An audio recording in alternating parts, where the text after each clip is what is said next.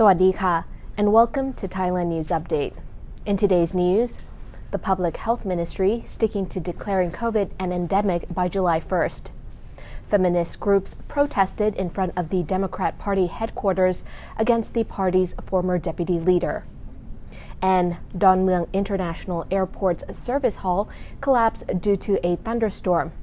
All that and more coming up. Please help us by clicking the like and subscribe button. Thank you, guys.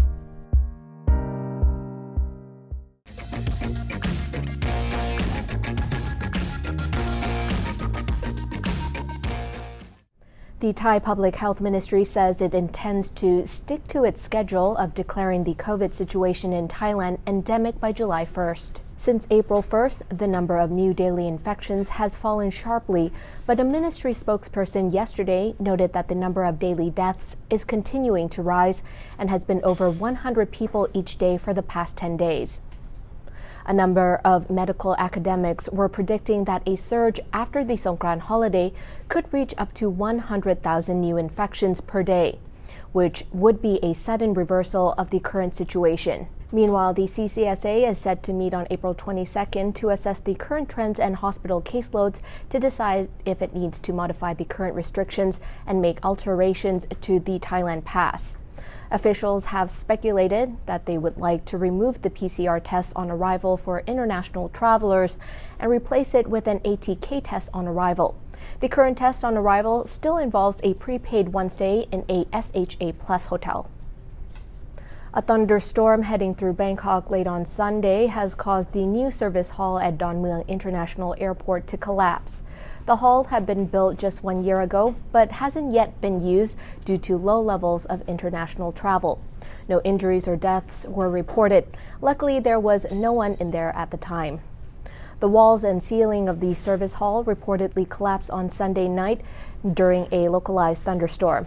The airport had built the hall to be used as a meeting place for group tours at Don Mueang International Airport Terminal 1, the home of most budget international and some budget domestic flights. The management of Don Mueang Airport has ordered a team of engineers to inspect the damage and report the causes of the collapse in detail. Thailand's Minister of Transport has ordered airports of Thailand to also urgently investigate the cause of the incident. The preliminary report stated there was a storm and heavy rainfall which overwhelmed some of the structure. Thai feminist groups banded together yesterday to stage a protest in front of Democrat Party headquarters in the wake of a slew of sexual assault allegations against the party's former deputy leader, Prinn Panitchpakdi. On Sunday, Bangkok South Criminal Court detained Prinn over 3 counts of sexual assault and harassment before temporarily releasing him on bail on the condition that he wouldn't leave the country. During yesterday's protest, the women danced to the feminist anthem Sida Lui Phai, which means Sida through fire, a reference to how victims of sexual abuse in Thailand are often blamed by powerful people for the abuse that happens to them. They also read aloud a prepared statement grilling the former party leader for inferring that sexual abuse is a personal matter. This, they say, is a way of deflecting blame from himself and onto his victims. The feminist protesters demanded 5 things. Political parties should not interfere with court cases.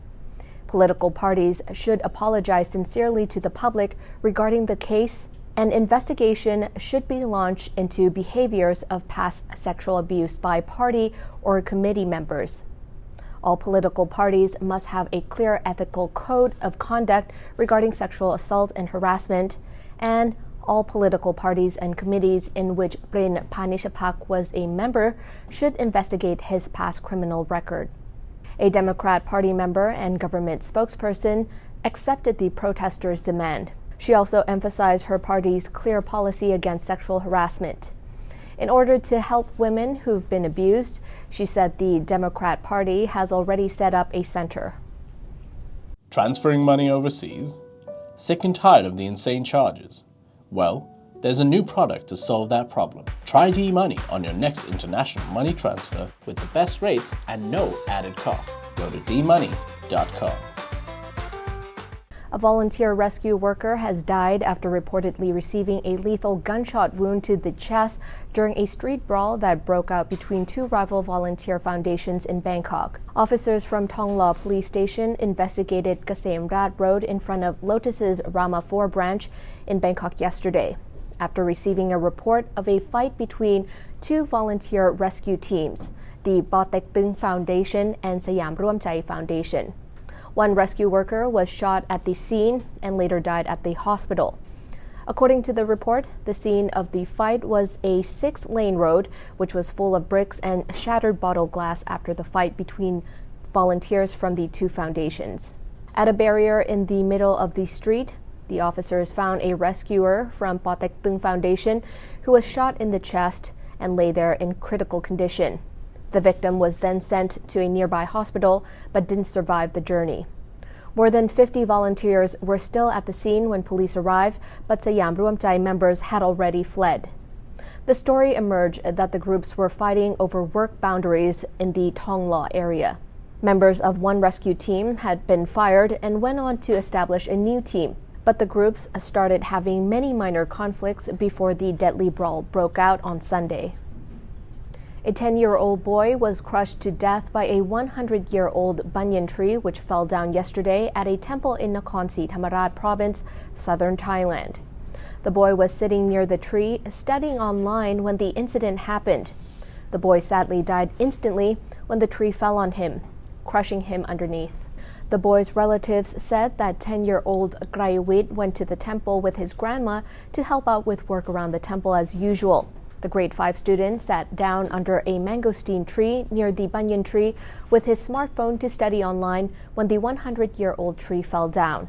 A 61-year-old monk was sitting outside a monk's hut when he heard the sound of the tree falling. He shouted to the boy, telling him to move away, but the whole incident was over in just seconds, and the boy was crushed underneath. Police have arrested a man on suspicion of a murder which took place nearly 15 years ago this morning in Yala Province, southern Thailand. Police found the suspect on the side of the road in Betong district and arrested him on a warrant issued by Chiang Rai Provincial Court back in 2007. Police believe the murder was a politically motivated attack. A man named Japur Asa was on the run for almost 15 years after he was wanted for a murder which occurred in Chiang Rai province.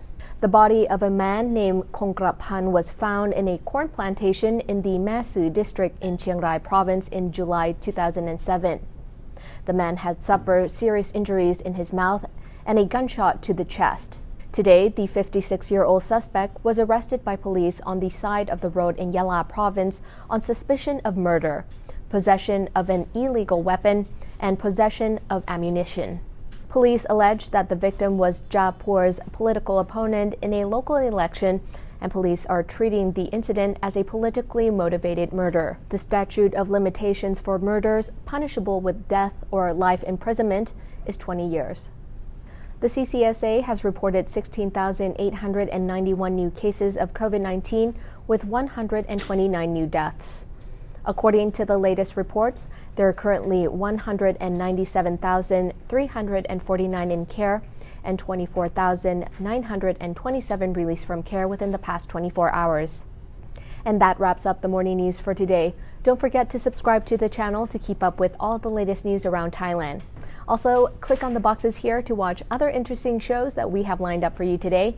And I'm Natty from the Thaiger. Sawadee ka. Please help us by clicking the like and subscribe button. Thank you, guys.